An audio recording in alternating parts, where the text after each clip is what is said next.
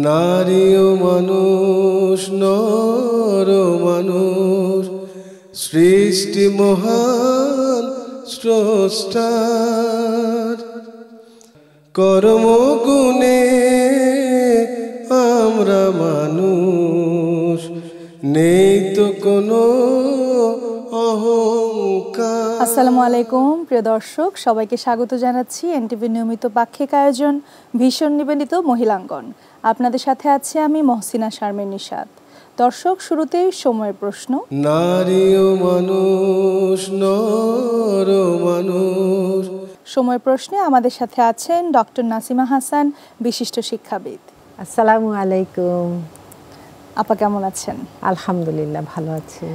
আপার সময়ের প্রশ্নে আমরা বিভিন্ন বিষয়গুলো নিয়ে আপনাকে প্রশ্ন করার চেষ্টা করব এবং ইনশাআল্লাহ দর্শককে সে উত্তরগুলো জানানোর চেষ্টা করব।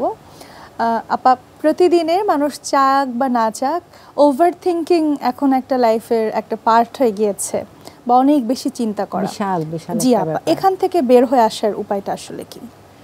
আসলে আমরা যদি ইসলামী দৃষ্টিকোণ থেকে চিন্তা করি সেটা একরকম, আবার বাস্তবতার দিকে যখন তাকাবো এটা আমরা দেখব যে ঘরে ঘরে অনেকেই, বিশেষ করে যারা পড়াশোনা করছে তারা, আবার যারা অনেক বেশি চাকুরিজীবী, আবার বা এমন কোনো কাজে আছে যে যাদের ভবিষ্যৎ নিয়ে খুব বেশি ভাবতে হয়, তারা কিন্তু এই চিন্তায় থাকে। এবং এই চিন্তাটাই যখন করতে করতে করতে করতে এমন একটি পর্যায়ে চলে যায়, তখনই কিন্তু এটা ওভার থিঙ্কিং হয়ে যায় এবং অতিরিক্ত বাড়াবাড়ি চিন্তা। এবং রাসূলুল্লাহ সাল্লাল্লাহু আলাইহি ওয়াসাল্লাম কিন্তু একটি হাদিসে আছে যে তিনি আল্লাহর কাছে পানা চেয়েছেন অতিরিক্ত দুশ্চিন্তা, ঋণগ্রস্ততা, মানুষের উপহাস ইত্যাদি থেকে। তো দুশ্চিন্তা থেকে, এটা কিন্তু দুশ্চিন্তার জন্ম দেয় ওভার থিঙ্কিংটা। কাজে ওভার থিঙ্কিং যখনই হবে আমাকে আসলে ওখানে নিজেকে থামাতে হবে, এই চেষ্টাটা করতে হবে। কেননা তাওয়াক্কুল, আল্লাহর উপর তাওয়াক্কুল আলাল্লাহ, এটা যদি আমি করতে না পারি, ওভার থিঙ্কিং বা অতি চিন্তাটাকে কিন্তু আমি থামাতে পারবো না। আমার প্রচেষ্টাটা আমি করে যাব, সব কিছু আমার মনের মতো হবে না। আমার যখন সব কিছু মনের মতো আমি করতে চাই, তখনই কিন্তু আমার এটা বেড়ে যেতে থাকে এবং আমি সবাইকে মানে আমার কিছু দেখিয়ে সবাইকে খুশি করে ফেলবো, বা আমি এমন একটা কিছু, এটা আমি জাহির করব। এগুলোও কিন্তু মানুষকে ওভার থিঙ্কিংয়ে নিয়ে যায়। এবং এটা শুধু যে আমার দুশ্চিন্তায় নেয় তা না, এটা কিন্তু মানুষের মানসিকভাবেও শান্তি কেড়ে নেয়। কেননা সে ভবিষ্যৎ নিয়েও বেশি চিন্তা করবে, অতীত নিয়েও চিন্তা, কারণ অতীতকে সে বর্তমানে টেনে নিয়ে আসবে, তারপর সেটা নিয়ে অ্যানালাইসিস বা বিশ্লেষণ করতে করতে করতে করতে কোন যে পর্যায়ে চলে যায়, তারপর বর্তমানেও এমন কিছু কাজ করতে যাচ্ছে, সে বিশ্লেষণ করতে করতে মনে হচ্ছে এটা একেবারেই নেগেটিভ, অথচ ওটা হয়তো আল্লাহ তাআলা তাকে পজিটিভ হিসাবে পাঠিয়েছিল। জীবনকে যতটা ইতিবাচকভাবে নেওয়া যায়। এবং আজ সকালে উঠে আল্লাহ তাআলা আমাকে যা যা দিয়েছেন, আমি যে সকালে উঠতে পেরেছি, এই নিয়ামত, এগুলো চিন্তা করে দিনকে যদি আমরা শুরু করি, বিশেষ করে আমরা তো নামাজের পরেই দিনটা শুরু হয়, তারপরে সূর্যটা উদিত হয়, তখনই কিন্তু আমাদের নিজেকে নিজে বলতে হবে কোনো অতি চিন্তা নয়, তাওয়াক্কুল আলাল্লাহ, ছাড়তে হবে আল্লাহর কাছে। ইনশাআল্লাহ ইনশাআল্লাহ, আল্লাহ সে তৌফিক দান করুক সবাইকে। আপা, ছোট বাচ্চারা যখন অনেক বেশি চিন্তা করে কিংবা অনেক বেশি স্যাড হয় বা দুঃখিত হয়, তখন আসলে করণীয় কি? আসলে ছোট বাচ্চারা হয় কি, বেশিরভাগ দুঃখিত হয় বা আপসেট হয় বা স্যাড যেটা বললে হয়, যে ওরা যখন কোনো কিছু খুব সহজে পায়, একটি কারণ খুব সহজে যখন পেয়ে যায়, তখন কিন্তু নেক্সট যেটা সে চাচ্ছে, পরবর্তীতে যেটা চাচ্ছে, সেটা সাথে সাথে না পেলে কিন্তু এটা হয়। কাজেই একটু অভাবে রাখতে হয় বাচ্চাদের। এই অভাব বলতে কষ্ট দিয়ে অভাব বুঝাচ্ছি না, আমি এটাই বুঝাতে চাচ্ছি যে বাচ্চারা লিমিটের মধ্যে বা একটি নির্দিষ্ট গণ্ডির মধ্যে সে তার চাওয়াটা পাবে, এর বেশি নয়। এটার বেশি পেতে গেলেই কিন্তু সে দেখা যাচ্ছে না পেলেই সাথে সাথে তার এই প্রতিক্রিয়া দেখাচ্ছে আমাদের, একেবারে খাবে না, একেবারে মন খারাপ। আর দ্বিতীয়ত হলো যে সত্যি সত্যি মন খারাপের কারণ হতে পারে, তখন মা বাবা তার সাথে ধৈর্য সহকারে এটা ডিল করতে হবে বা তার সাথে বসে কথা বলতে হবে যে কারণটা কি, তোমার বন্ধু তোমাকে কিছু বলেছে কি। হতে পারে অনেক সময় বন্ধু বান্ধব অনেক রকমের কথা বলে আজকাল, আমরা যদি বাচ্চাদের নিয়ে বসি, ওরা কিন্তু যাকে একটু মানসিকভাবে সম্পর্কিত মনে করে তাদেরকে অনেক কিছু বলে ফেলে, যে আমাকে ও এরকম খারাপ কথা বলেছে বা ওইটা বলেছে, সে আর কাউকে বলতে পারছে না। তখন কিন্তু তাকে বুঝিয়ে বলতে হবে যে এটা অন্যায়, তুমি যেন এটা করো না, এবং আমরা দেখব ব্যাপারটা। কাজে দুটো কারণই হতে পারে, যে অতিরিক্ত যে বাচ্চা পায় সেও কিন্তু স্যাড হতে পারে বা অনেক বেশি ইরিটেটেড হয়ে যেতে পারে, আবার সত্যিকারেরই এমন কোনো ঘটনা হয়েছে ছোট্ট মনে তার কষ্ট পেয়েছে। এটা ফাইন্ড আউট করে আমরা যদি তার সাথে সেভাবে আচরণ করি, ইনশাআল্লাহ এটা আমরা বাচ্চাদেরকে তখন হাসি খুশি বানাতে পারবো, এবং তাকে বেশি দিয়ে নয়, বরং তাকে বাস্তবতাটা উপলব্ধি করিয়ে যেন আমরা মানুষ করতে পারি ইনশাআল্লাহ। ইনশাআল্লাহ আল্লাহ তাআলা তো এটাই চেয়েছেন, তারা আমাদের কাছে আমানত। জি আপা, আল্লাহ তাআলা সে তৌফিক দান করুন। আপা, পবিত্র কুরআন শরীফ যেটি আমাদের সমগ্র জীবনের একটি বিধান, জি, তো এই কুরআন শরীফ সহজে বুঝে পড়ার এবং জীবনে প্রয়োগ করার উপায় কি আপা? আসলে এটা অনেকভাবেই আমরা শিখতে পারি। যেমন যখন আমরা কুরআন বুঝতে মানে চাইবো, তখন নিয়মই হলো যেটার অনুবাদ সহ পড়তে হবে। আমরা তো সবাই আরবি বুঝি না, তবু আমাদের সদিচ্ছা থাকতে হবে যে আমরা অন্য ভাষা যেমন শিখি আরবিটাও শিখবো। এগুলো কিন্তু একসাথে চলবে। আরেকটি হয় কি, স্কলাররা বলেছেন যে যেই সূরাটা আমি এখন পড়তে যাচ্ছি সেই সূরাটার ওই অংশটুকু যতটুকু পারি মুখস্থ করে ফেলা। তাহলে আমপারা সূরা দিয়ে শুরু করাটা ভালো কোরআন বুঝতে যেয়ে, এবং আল্লাহ তাআলাই সহজ করে দিবেন। এবং উনি সেটা বলেছিলেন, যে স্কলার নোমান আলী খান, তিনি বলেছেন যেই তাফসিরই শুনবে মানুষ, যেমন ওনার তাফসির খুবই সুন্দর, যে ওই সূরাটি যদি মুখস্থ করা হয় তাহলে কোন লাইনে কি বলছি, কোন শব্দ বিশ্লেষণ করছি চট করে বোঝা যায়। এবং এটা একদিকে যেমন সওয়াব, আরেকদিকে উপলব্ধির জন্য এটা খুবই জরুরি। কারণ আমরা অনেক সময় মনে করি কি কোরআন মুখস্থ করাটা আলাদা আর বুঝে পড়াটা আলাদা। উনি দাবি করলেন যে না, বুঝে পড়ার জন্য মুখস্থ থাকাটা অনেক বেশি জরুরি, এবং এটা অনেক বেশি সহজে একসাথে যায়। এবং আল্লাহ তাআলা অবশ্যই আমাদেরকে যেন বরকত দেন, আমরা মুখস্থও করতে পারি, এবং বাংলা তাফসির সহ বা ইংরেজি তাফসির সহ আমরা যদি কোরআন পড়ি তাহলে সহজেই বুঝতে পারবো ইনশাআল্লাহ। ইনশাআল্লাহ আপা। আপা, যারা ম্যারিড প্রত্যেকে এক্সপেক্ট করেন যে তাদের জীবনটা অনেক সুন্দর হবে, তো সেই জায়গা থেকে আপা বিবাহিত নারী পুরুষ যদি এক্সপেক্ট করেন যে তাদের একটা পারফেক্ট জীবন হবে, একটা সুন্দর সুখী জীবন হবে, সেক্ষেত্রে তাদের করণীয় কাজগুলো কি কি হতে পারে? সত্যি কথা বলতে কি, নিখুঁত বা পারফেক্ট ম্যারেজ এটা বলে আসলে কোনো কথা নেই। যে যেইভাবে আছে সেভাবেই তাদের বিবাহিত জীবনটা আসলে অতিবাহিত করতে হবে। প্রথমত হলো কি, আমরা অনেক সময় দেখি না, ও বিয়ের 10 বছর 20 বছর 30 বছর হচ্ছে, সেলিব্রেশনও হচ্ছে, তো তখন আমরা একটু অবাক হই, 10 বছর হয়েছে বিয়ের। কিন্তু আসলে ব্যাপারটা কি একটু ভিতরে চিন্তা করলে ইনশাআল্লাহ আমরা দেখব সেই কোরআনের বাণী তাদের মধ্যে সেই সহমর্মিতা ছিল, সেই সহনশীলতা ছিল, এবং তাদের মধ্যে বুঝ ছিল একজন আরেকজনকে আন্ডারস্ট্যান্ডিং, যেটা মানে সে তাকে বুঝতে চায়, মানে স্পাউস একজন আরেকজনকে, স্বামী স্ত্রীর মধ্যে উভয়কে যাতে বুঝে, এবং এই জিনিসটারই সেলিব্রেশন হয়, এই জিনিসটারই উদযাপন হয় আসলে। এবং মানুষ যখন ইভেন ঝগড়াও করে, ঝগড়া তো হয়ই, হ্যাঁ, ঝগড়াটা নেতিবাচক নয়, কিন্তু অভদ্রতার সাথে ঝগড়া করা, সহিংসতা নিয়ে আসা, এই ঝগড়াটা কখনোই আসলে বিবাহিত জীবনের জন্য ইতিবাচক হতেই পারে না। এটাকে আসলে মিটিয়ে ফেলতে হবে এই ধরনের ঝগড়া, যাতে একেবারেই না হয়। সহিংসতা তো নয়, যেটা ইসলামে জায়েজ নাই, এবং আল্লাহ তাআলা তো অবশ্যই বিবাহকে বলেছেন পরিবারকে সংরক্ষণ করার জন্য, তাই না? বিবাহটা এত গুরুত্বপূর্ণ, এবং বিবাহের জন্য যেগুলো খারাপ জিনিস ওগুলো সব ইসলাম বন্ধ করেছে।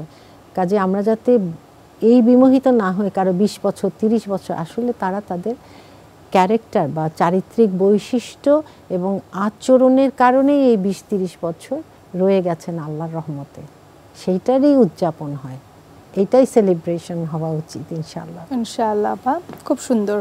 আপা, প্রত্যেকের জীবনে মোবাইল একটি অংশ হয়ে গিয়েছে, তো যে মোবাইলে আসক্তি বা অ্যাডিকশন, যেটা আমরা সকলেই জানি, তো এখান থেকে আসলে বের হয়ে উপায় কি, এবং আমরা যদি এই আসক্ত বা আসক্তি না হতে চাই সেক্ষেত্রে করণীয় কি আপা? আসলে জি, আমাদের বড়দের মধ্যে এটা রয়েছে, বড় ছোট আপা সবার, বড় ছোট সবাই। ছোটদের ব্যাপারে হলো কি, প্রথম হলো সে ছোট থাকতেই দেখছে যে বাবা মা হাতে একটা ডিভাইস, এটা বাচ্চাটার আকর্ষণ বাড়তে থাকে, সে তার খেলনা ফেলে কিন্তু ওইটা নিতে আসে, এবং আমরা অনেক সময় বিরক্ত বোধ করে যে এত ঘ্যান করছে দিয়ে দেই, এই কিন্তু শুরু। তারপর অনেক সময় বাচ্চারা খায় না, তখন তাতে দিয়ে দেই।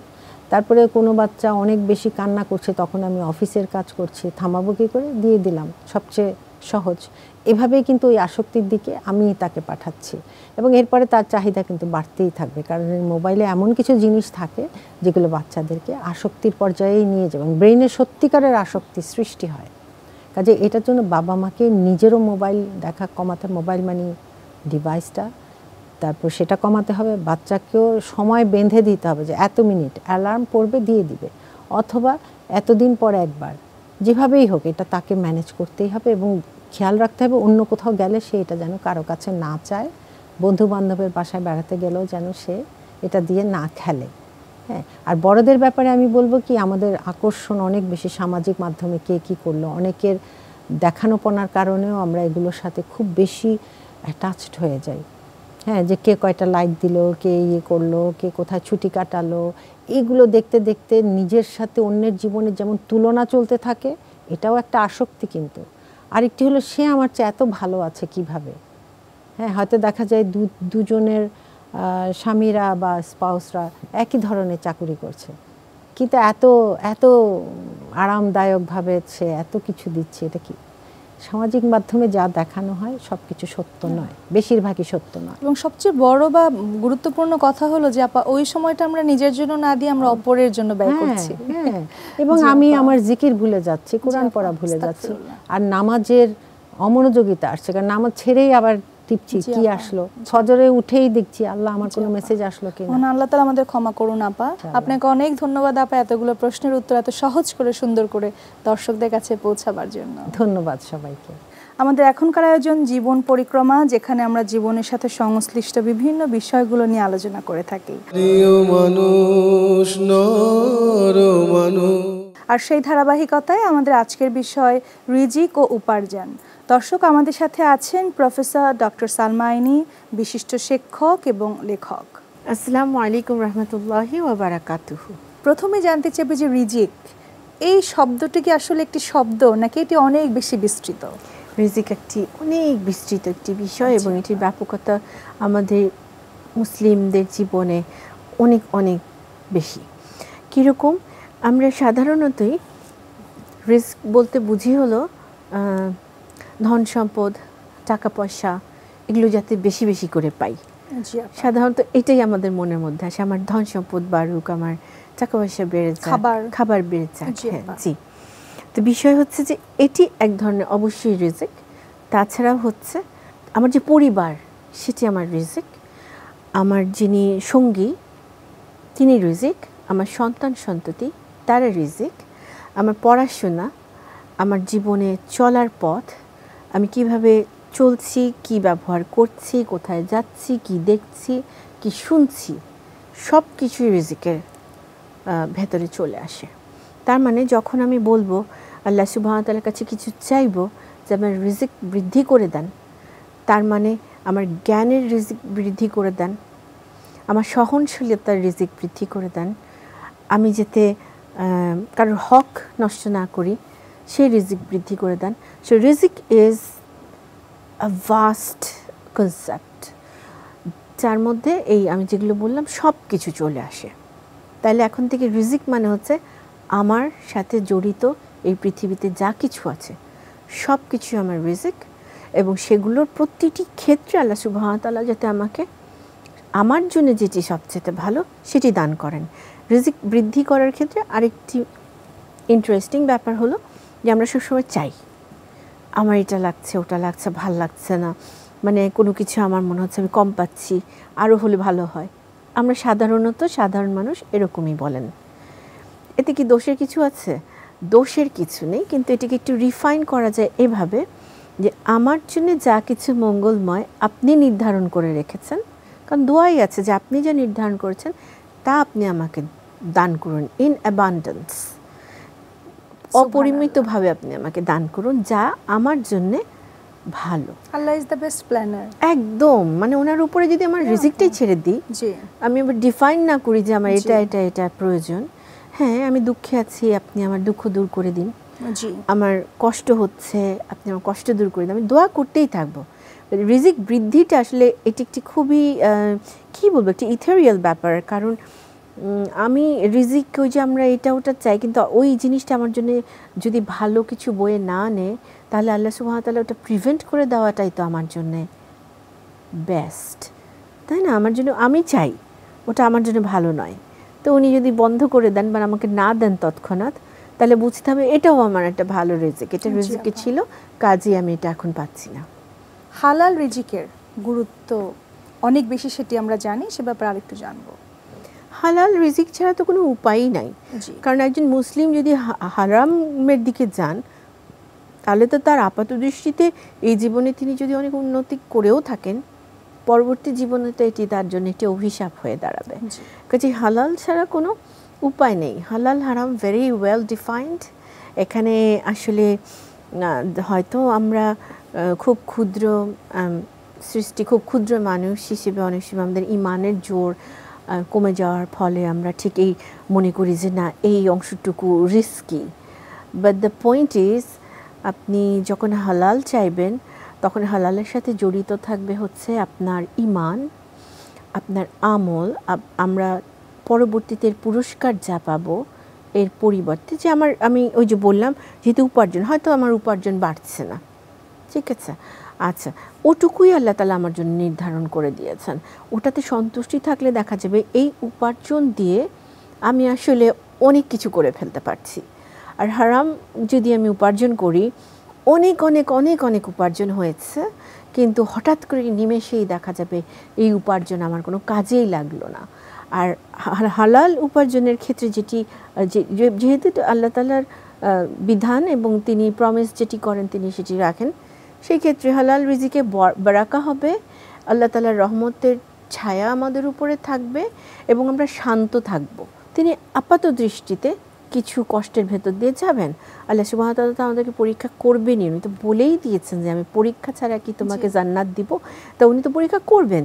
তা যিনি এটাকে আবার পরীক্ষা হিসেবে নেবেন, তারপরেও আল্লাহ তাআলার রজ্জু শক্তভাবে ধরে থাকবেন, ইসলামের চলন বলন যা ইসলাম করতে বলে সেটাকে শক্তভাবে মেনে চলার চেষ্টা করে যাবেন, আল্লাহ তাআলা অপরিমিতভাবে তাকে দান করে দিবেন। হারাম উপার্জন দিয়ে দোয়া কবুল হবে না, অন্যান্য কোনো ইবাদত কবুল হবে না।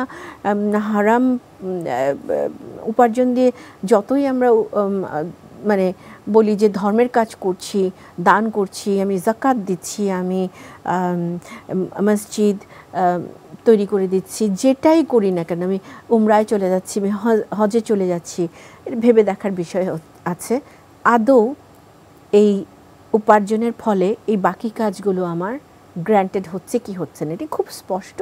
সেটি এর সাথে সংশ্লিষ্ট আরেকটি প্রশ্ন করব, যে উপার্জন কিংবা রিজিকের সাথে জড়িত রয়েছে বারাকা।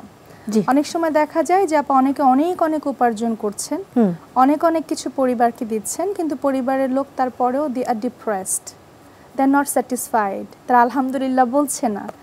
আবার আপা এই যে অল্প সময়ে বা অল্প ইনকামে যারা কিনা হয়তো পরিবার লিড করছেন, তারা কিন্তু অল্পতেই তুষ্ট থেকে আলহামদুলিল্লাহ বলছেন এবং তারা বারাকা পাচ্ছেন। এই যে বারাকা, উপার্জন, হালাল হারাম, এই ব্যাপারে আপা এই কথাটি আমি আসলে আগের প্রশ্নের উত্তরে কিছুটা বলেছি যে অল্প পাবো, কিন্তু যদি এখানে আল্লাহ তাআলা বারাকা দিয়ে দেন, এটি তো অসীম পর্যায়ে চলে যায়, এটা আর মানে সসীম থাকে না। বিকজ তখন ফেরেশতারা দোয়া করতে থাকেন, কোথার থেকে চলে আসতে থাকে, মানে আমার একটা কিছু প্রয়োজন, আমার ধরেন সেটি কিনতে আমার ওই মুহূর্তে আমার সেই ফান্ড নেই, কোথার থেকে আল্লাহ ব্যবস্থা করেন। কত আমরা উদাহরণ দেখি যে একদম হত দরিদ্র, ওনাদের কোনো সঞ্চয় নেই, কিছু নেই, তারপর ওনাদের হজের ব্যবস্থা হয়ে গিয়েছে ফ্রম নোওয়্যার। ওনারা চিন্তাও করেন নাই যে কখনো যেতে পারবেন, একটু একটু টাকা জমিয়ে তারা হজে যেতে চেষ্টা করেছেন, দেখা গেছে ওটার মানে বিরাট রকমের রিইম্বার্সমেন্ট হয়ে গিয়েছে। ছোট্ট একটি দোকান দিয়েছেন কেউ, যেটি খুব স্বল্প পুঁজিতে, দেখা যাচ্ছে সেটা দিয়ে তার ঘরে চাঁদের হাসি ফুটে আছে।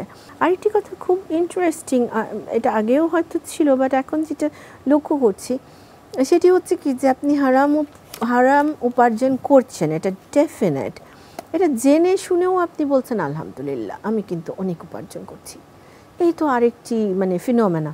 এটা কেন হবে? হারাম উপার্জন করে তো আলহামদুলিল্লাহ বলার কিছু নাই, বিকজ আল্লাহ সুবহানাহু ওয়া তাআলা তো এটা করতে বলেন নাই বা উনি আপনাকে সাহায্যও করছেন না। তাহলে এই উপার্জনের পেছনে কে, বা আপনাকে এই উপার্জনটি করতে উৎসাহ কে দিচ্ছে, কেন দিচ্ছে, কারা দিচ্ছে, এটি আপনাকে ভেবে দেখতে হবে। তো এখানে তো দুটোকে মিক্স করার কোনো উপায় নেই।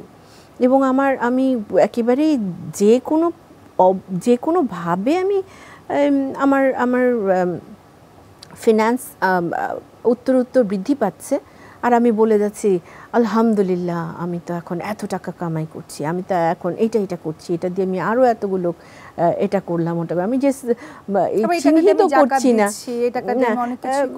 জাকাতের কথা হয়তো এইভাবে আমি আই ডোন্ট নো ঠিক, বাট ওনারা ফিলান্থ্রপি করছেন এগুলি হয়তো বলেন।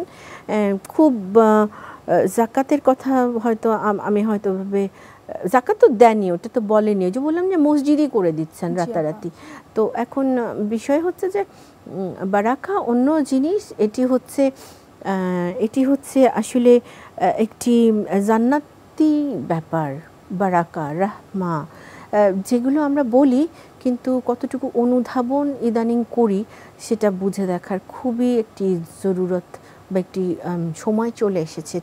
এটা হচ্ছে কি নো দাই সেলফ, নিজেকে নিজে চিনতে পারাটা খুব জরুরি, এবং আমাকে আমার চেয়ে ভালো কেউ চেনেন না।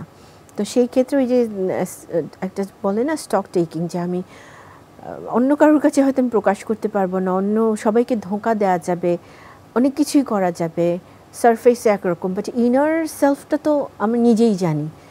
তো if we are serious about our life and the life hereafter, তাহলে যে বারাকা রাহমা এগুলি অনুধাবন করা প্রয়োজন, এবং জীবনে বারাকা এবং রাহমাটাকে নিয়ে আসা খুব জরুরি। মহান আল্লাহ তাআলা আমাদের সেই তৌফিক দান করুন আপা, আপনাকে অনেক ধন্যবাদ। আলহামদুলিল্লাহ রাব্বিল আলামিন, আল্লাহ তাআলা আমাদেরকে সেভাবেই চলার তৌফিক দান করুন। প্রিয় দর্শক, আপনারা দেখছেন ভীষণ নিবেদিত মহিলাঙ্গন। আমরা একেবারেই শেষ পর্যায়ে চলে এসেছি। আপনারা পৃথিবীর যে কোনো প্রান্ত থেকে ভীষণ নিবেদিত মহিলাঙ্গন দেখতে চাইলে ভিজিট করতে পারেন এনটিভির ওয়েবসাইটে www.ntvbd.com। এছাড়া আপনারা ভিজিট করতে পারেন এনটিভির ভেরিফাইড ফেসবুক পেজ এবং ইউটিউব চ্যানেলটিও। প্রিয় দর্শক, আপনারা আপনাদের মতামত, পরামর্শ কিংবা অভিমত আমাদেরকে চিঠি লিখে জানাতে পারেন এই ঠিকানায়। পরিচালক মহিলাঙ্গন এনটিভি, বিএসইসি ভবন, 102 কাজী নজরুল ইসলাম এভিনিউ, কারওয়ান বাজার, ঢাকা 1215। দর্শক, আজকের মতো বিদায় নিচ্ছি। মহান আল্লাহ তাআলা আমাদের সুন্দর রাখুন, সুস্থ রাখুন। আসসালামু আলাইকুম। নারী ও মানুষ, নর ও মানুষ, সৃষ্টি মহান স্রষ্টার, কর্মগুণে আমরা মানুষ, নেই তো কোনো